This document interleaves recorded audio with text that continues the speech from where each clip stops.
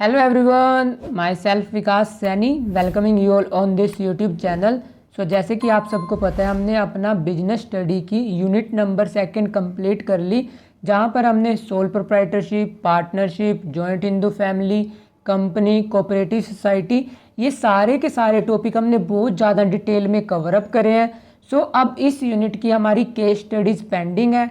जो आज की हमारी वीडियो रहेगी, बेसिकली इसमें हम इस यूनिट की केस स्टडीज़ को सोल्व करेंगे और केस स्टडी सोल्व करने की क्या क्या टिप्स, क्या क्या ट्रिक्स होती हैं, ये मैंने आपको वीडियो नंबर 1 में बताया था, जहाँ पर मैंने आपको फर्स्ट टाइम केस स्टडीज़ कराई थी। अभी तक अगर आपने वो वीडियो नहीं देखी तो पहले आप जाकर वो वीडियो देख कर आओ, फिर सेकेंड यूनिट को कंप्लीट स्टडी करो और उसके बाद आप इस वीडियो के साथ कंटिन्यू करना। और जिन्होंने यूनिट नंबर 2 थोरोली कंप्लीट कर ली, वो डायरेक्टली इस वीडियो को वॉच कर सकते हैं। आज की इस वीडियो में हम 3 से 4 case study of unit number 2 को बहुत ही ज़्यादा डिटेल में स्टडी करेंगे। चलिए पढ़ते हैं फिर।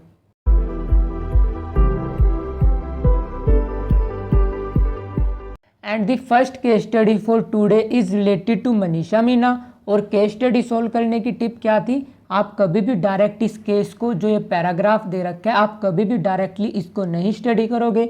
इसे स्टडी करने से पहले आप स्टडी करोगे अपना क्वेश्चन, क्योंकि क्वेश्चन स्टडी करने से आपका एरिया लिमिटेड हो जाता है। एक तो आपको ये पता लग जाता है कि किस टॉपिक से उसने आपको क्वेश्चन पूछ रखा है। आप फालतू का एक्स्ट्रा थिंकिंग नहीं करते एग्जाम में। इसलिए आप सबसे पहले स्टडी करोगे अपना क्वेश्चन। जब आपको क्वेश्चन समझ आ जाएगा, उसके बाद आप स्टडी करोगे अपना केस।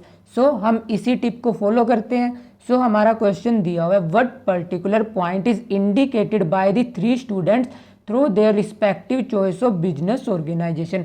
मतलब आपको इस क्वेश्चन को पढ़ने से क्या क्लियर हो चुका है कि एक तो उसने आपको different forms of business organisation से कुछ पूछ रखा है। इससे आपका एरिया लिमिटेड हो चुका है। मतलब आप ना अब यूनिट नंबर 1 पे फोकस करोगे, ना आप यूनिट नंबर 3, ना यूनिट नंबर 4। इससे आपका एरिया लिमिटेड हो चुका है। अब हम क्वेश्चन को एक बार दोबारा से स्टडी कर लेते हैं कि उसने आपसे पूछा क्या है। यहाँ पर लिख रखा है, what particular point is indicated by the 3 students through their respective choice.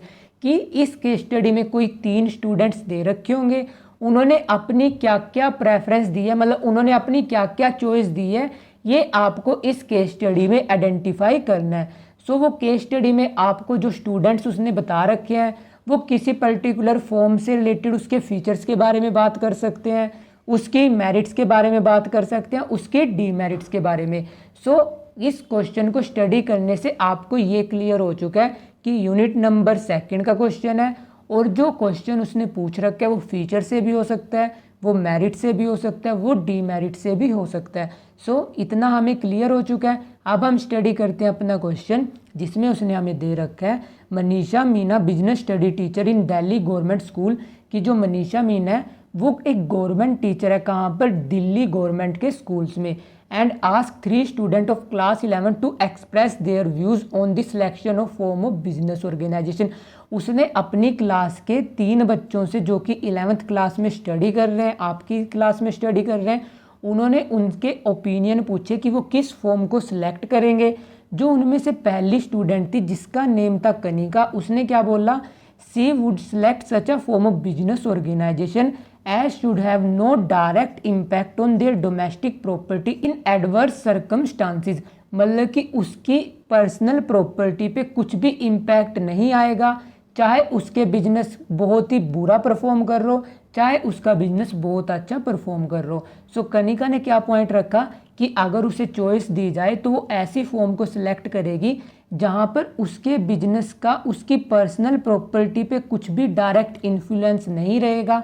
और सेकंड स्टूडेंट था हमारा कन्वलजीत, जिसने क्या अपना ओपिनियन दिया, he would establish such business organisation for which trained and expert man power should be easily available.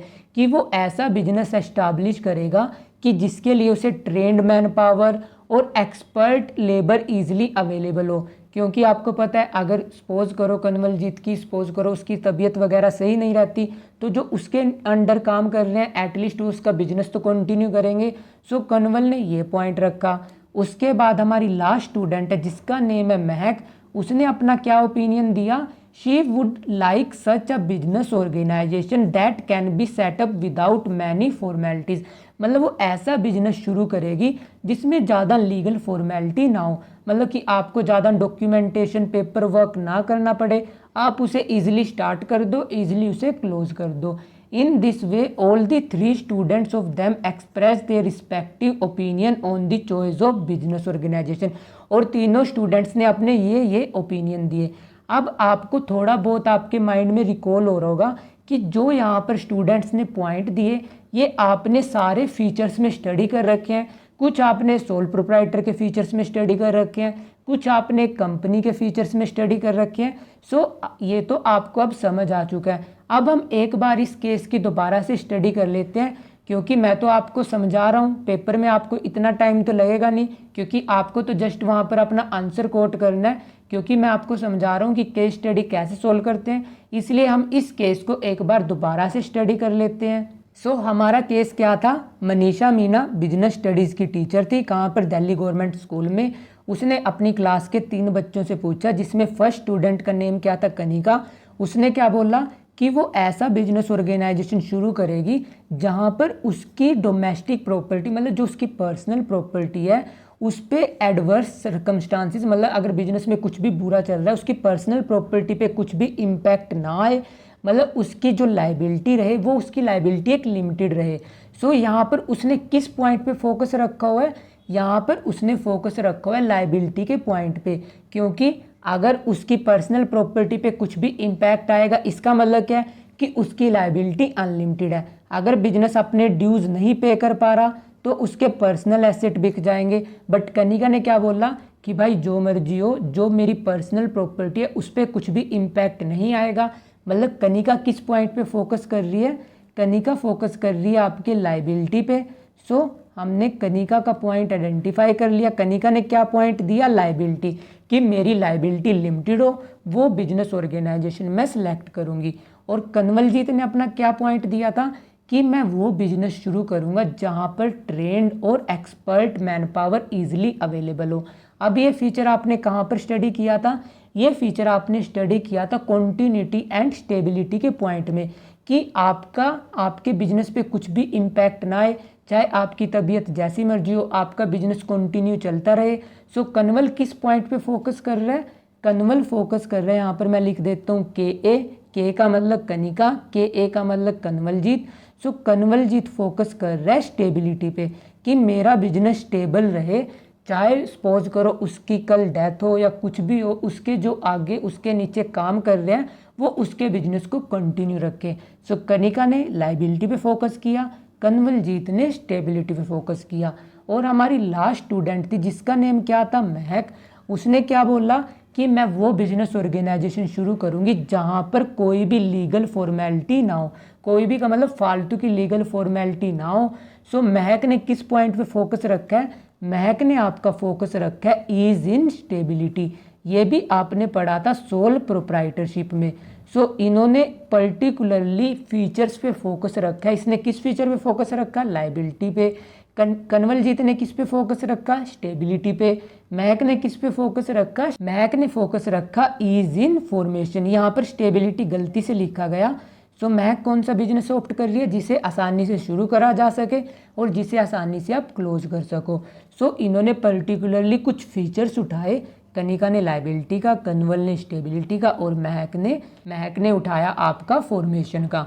सो ये हमने features देख लिए। सपोज करो अगर आपसे एग्जामिनर ये भी पूछ ले कि ये फीचर्स कहाँ कहाँ पर अवेलेबल है, तब आपको ये भी बताना पड़ेगा कि लाइबिलिटी, लिमिटेड लाइबिलिटी कहाँ पर रहेगी। लिमिटेड लाइबिलिटी रहेगी आपकी एक तो कंपनी के केस में रहती है और जिसका आप रजिस्ट्रेशन कराते हो। सो आपको वो भी पॉइंट कोट करने पड़ सकते हैं अगर एग्जामिनर आपसे पूछता है।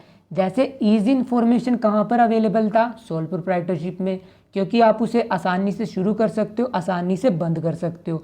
स्टेबिलिटी का पॉइंट कहाँ पर था, स्टेबिलिटी का पॉइंट था आपका एक तो जॉइंट हिंदू फैमिली बिजनेस में, क्योंकि कर्ता की डेथ होती है उसके बाद नेक्स्ट मेंबर कर्ता बनता है। और ये फीचर कहाँ पर अवेलेबल था, ये फीचर अवेलेबल था आपकी कंपनी में।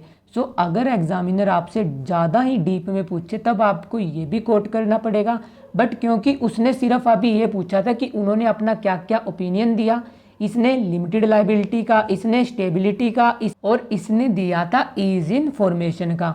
सो ये हमने केस स्टडी सोल्व कर ली। अब हम मूव ऑन कर लेते हैं अपनी नेक्स्ट केस स्टडी पे।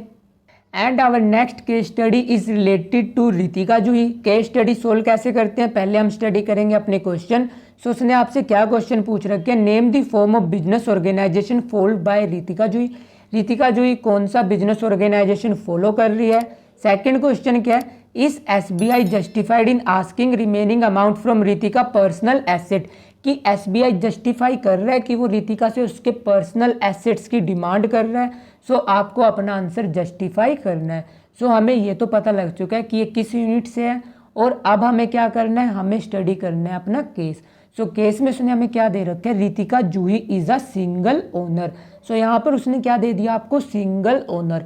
सिंगल ओनर कहाँ पर आता था, सिंगल ओनर आता था आपका सोल प्रोप्राइटरशिप में। सो उसने आपको यहाँ पर सोल प्रोप्राइटरशिप का डायरेक्ट हिंट दे दिया। सो ये क्या कर रही थी, यूजीसी नेट की कोचिंग दे रही थी दिल्ली में। Her business was suffering from continuous losses, उसका बिजनेस लॉस में जा रहा था। उसने अपने बिजनेस को रिवाइव करने के लिए और उसे एक्सपेंड करने के लिए उसने 8 लाख का लोन लिया एसबीआई से, और उसने मनीषा को अपॉइंट किया एज अ मैनेजर।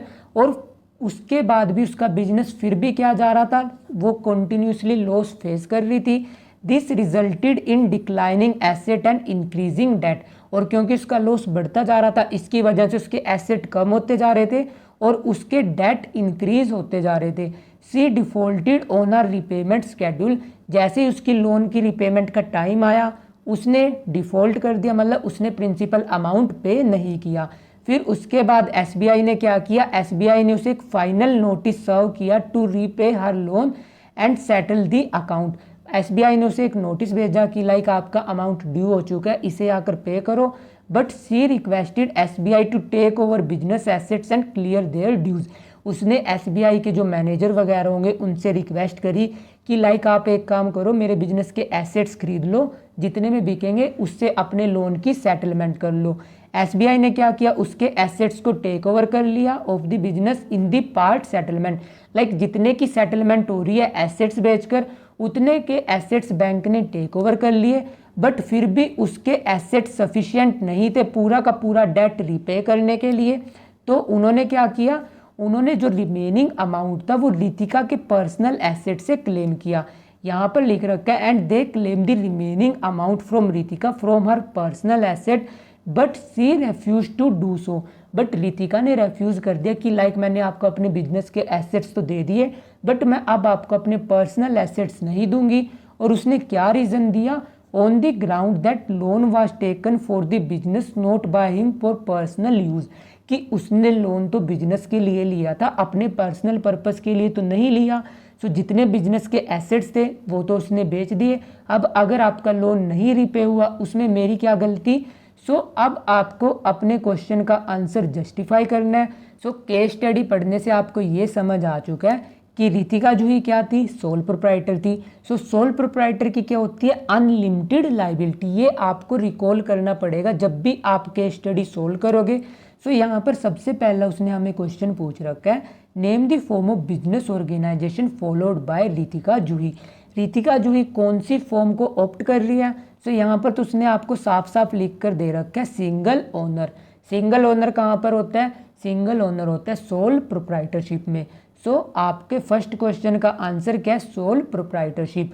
उसके बाद सेकंड क्वेश्चन क्या था, क्या एसबीआई सही कर रहा है कि वो रितिका से उसके पर्सनल एसेट की डिमांड कर रहा है, क्योंकि जितना एसबीआई का लोन था वो पूरा का पूरा लोन रिपे नहीं हुआ उसके बिजनेस एसेट को सेल करने के बावजूद भी। सो यहाँ पर एसबीआई सही है। सही क्यों है, क्योंकि सोल प्रोप्राइटरशिप की आपने पढ़ी थी अनलिमिटेड लाइबिलिटी। अनलिमिटेड लाइबिलिटी का क्या कंसेप्ट था कि अगर सोल प्रोप्राइटर के एसेट्स कम होते हैं तब उसके पर्सनल एसेट भी बिकेंगे जब तक उसके बिजनेस का ड्यू पे नहीं होता। सो यहाँ पर एसबीआई बिल्कुल सही एक्शन ले रहा है। सो आपका सेकंड क्वेश्चन का आंसर क्या रहेगा, यस। और आप उसमें क्या जस्टिफिकेशन दोगे, अनलिमिटेड लाइबिलिटी की। सो ये थी आपकी case study related to Ritika Juhi. अब हम स्टडी कर लेते हैं अपनी next case study. And our next case study is related to Amarjeet Gupta and sons limited. So ये आपको उसने क्या दे रखी है, पब्लिक कंपनी, क्योंकि लास्ट में क्या लिख रखा है, लिमिटेड। लिमिटेड कहाँ पर आता है, पब्लिक कंपनी में। सो केस स्टडी करने से पहले हम स्टडी करेंगे अपने क्वेश्चन। सो क्वेश्चन क्या दे रखे हैं, in the above case what kind of liability is enjoyed by share holder of Amarjeet Gupta and sons limited, कि Amarjeet Gupta and sons limited के जो शेयर होल्डर है उनकी लाइबिलिटी क्या है। और ये कंसेप्ट तो आपको वैसे भी पता है कि कंपनी के केस में लिमिटेड लाइबिलिटी होती है। सो इसका आंसर तो आप डायरेक्टली कोट कर सकते हो बिना केस स्टडी करे। सो उसके बाद उसने सेकंड क्वेश्चन क्या दे रखा है, which feature of company protected share holder, कि कौन सा फीचर है कंपनी का जो कि शेयर होल्डर को प्रोटेक्ट करता है। सो उसने हमें दो क्वेश्चन दे रखे हैं। पहले क्वेश्चन में क्या पूछ रखा है कि शेयर होल्डर की लाइबिलिटी कैसी होती है। सेकंड क्वेश्चन में पूछ रखा है कि ऐसा कंपनी का कौन सा फीचर है जो कि उसके शेयर होल्डर को प्रोटेक्ट करता है। प्रोटेक्ट किससे करता है, सपोज करो अगर कंपनी कल जाकर डिसॉल्व हो चुकी है, सो उसके एसेट्स बेचने के बावजूद भी अगर कंपनी का लोन रिपे नहीं होता, सो ऐसा कौन सा फीचर है जो उस टाइम पे शेयर होल्डर को प्रोटेक्शन देगा। सो ये उसने आपसे यहाँ पर पूछ रखा है। सो अब हम स्टडी कर लेते हैं अपनी केस। सो उसने हमें केस में क्या दे रखा है, Amarjeet Gupta and sons limited took a loan of 50 lakh from PNB. Amarjeet Gupta की एक कंपनी थी जिसमें उन्होंने 50 लाख का लोन लिया पीएनबी से for its growth and expansion, अपने बिजनेस की ग्रोथ और एक्सपेंशन के लिए।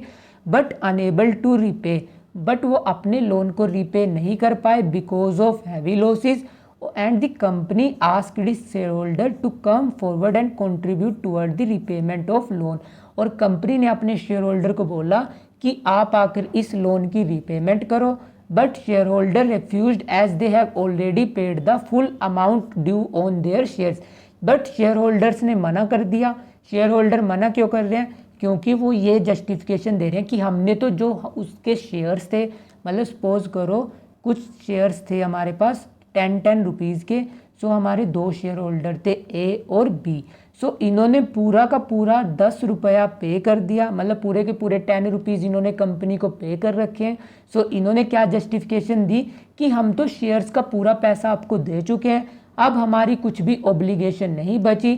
सो पीएनबी ने क्या किया, पीएनबी ने एक केस फाइल कर दिया against Amarjeet Gupta and sons, और कोर्ट ने कंपनी को कॉल किया। और कोर्ट ने क्या बोला, court said that company could not call the share holder to repay the loan.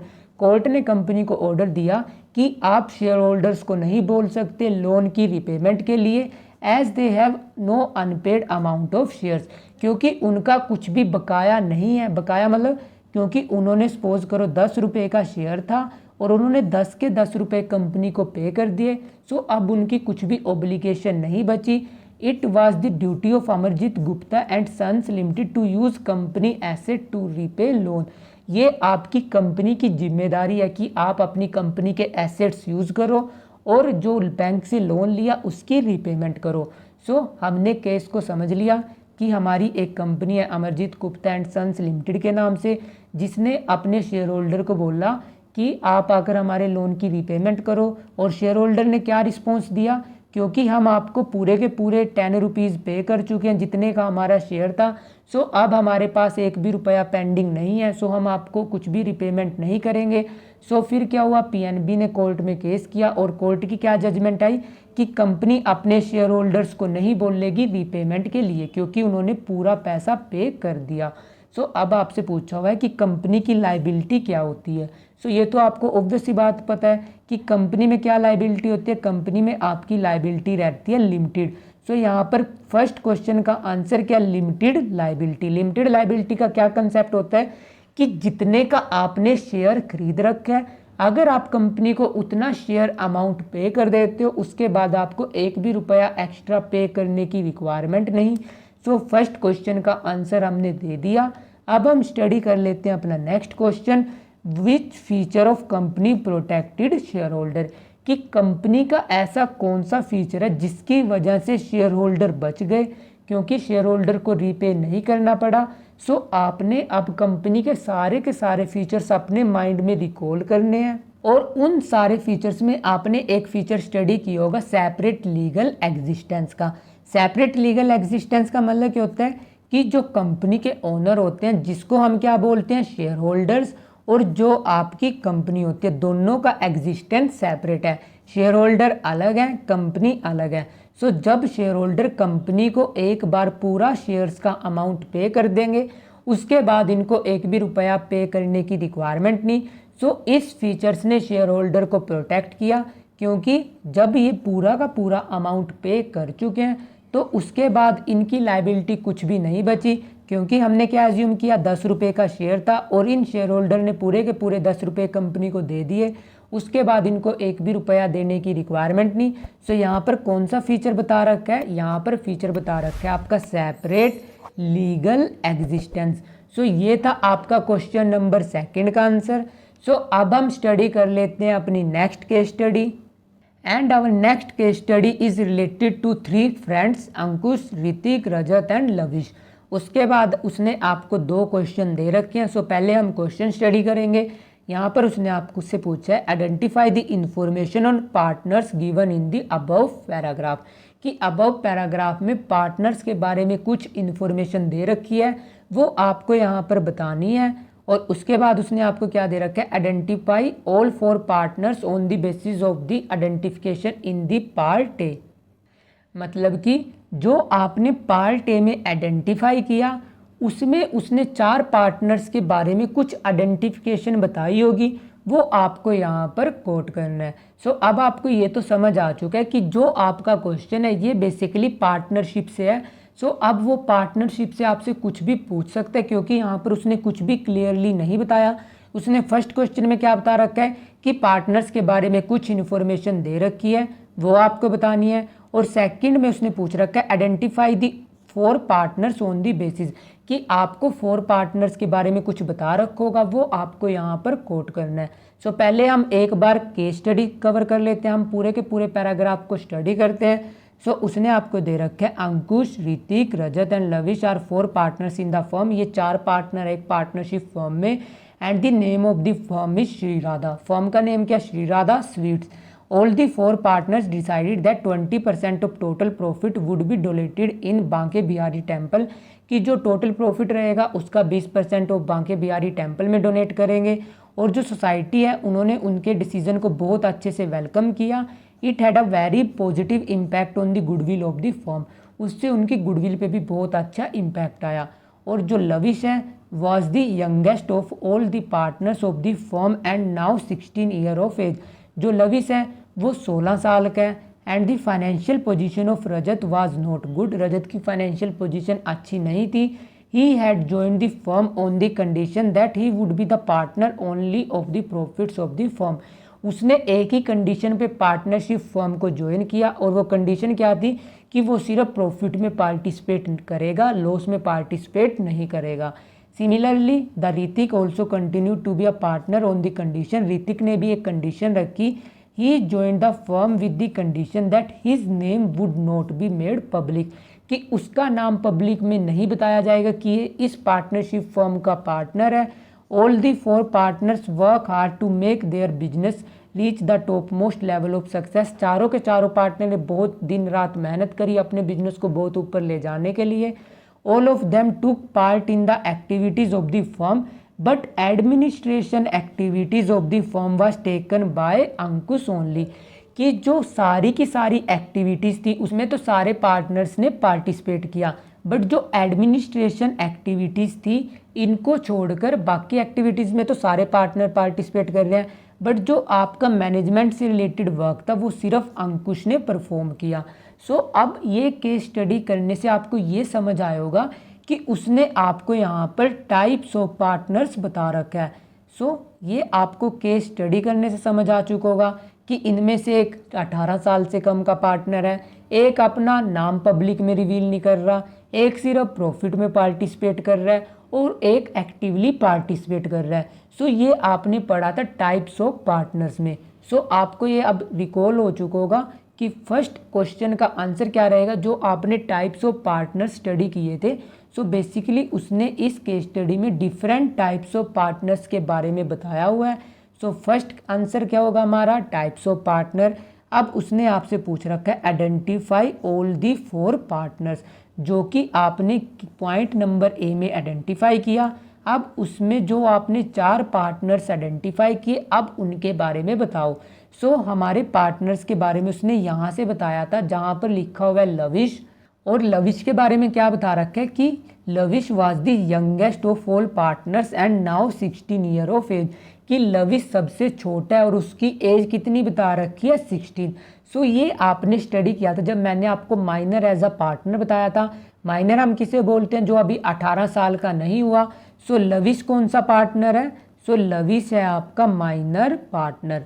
सो ये हमने आइडेंटिफाई कर लिया। अब उसने उसके आगे दे रखा है and the financial position of the Rajat was not good, he had join the firm on the condition that he would be the partner only of profits, कि रजत ने एक कंडीशन पे ज्वाइन किया कि वो सिर्फ प्रॉफिट में पार्टिसिपेट करेगा। सो उसने रजत के बारे में क्या बता रखा है, रजत कौन सा पार्टनर है, पार्टनर्स इन प्रॉफिट ओनली। ये आपने स्टडी किया था जब मैंने आपको टाइप ऑफ पार्टनरशिप बताया था, वहाँ पर मैंने आपको बताया था कि कुछ पार्टनर्स ऐसे रहेंगे जो सिर्फ प्रॉफिट में पार्टिसिपेट करते हैं। सो रजत कौन सा पार्टनर्स है, जो कि सिर्फ और सिर्फ प्रॉफिट में पार्टिसिपेट कर रहा है। सो आप यहाँ पर इसे क्या बोल सकते हो, पार्टनर इन प्रॉफिट्स। सो रजत के बारे में भी हमने आइडेंटिफाई कर लिया। अब उसने नेक्स्ट पार्टनर हमें दे रखा है ऋतिक। ऋतिक की उसने क्या कंडीशन दी कि ऋतिक फर्म को तभी ज्वाइन करेगा जब तक उसका नेम पब्लिक में आप नहीं बताओगे। सो ऋतिक कौन सा पार्टनर है, ऋतिक है आपका सीक्रेट पार्टनर। ये भी मैंने आपको जब टाइप्स ऑफ पार्टनर्स बताया था तब यहाँ वहाँ पर मैंने आपकी बहुत ही ज़्यादा डिटेल में कराया था। सो ऋतिक कौन सा पार्टनर है, ऋतिक है आपका सीक्रेट पार्टनर। उसके बाद उसने लास्ट में बता रखा है अंकुश के बारे में।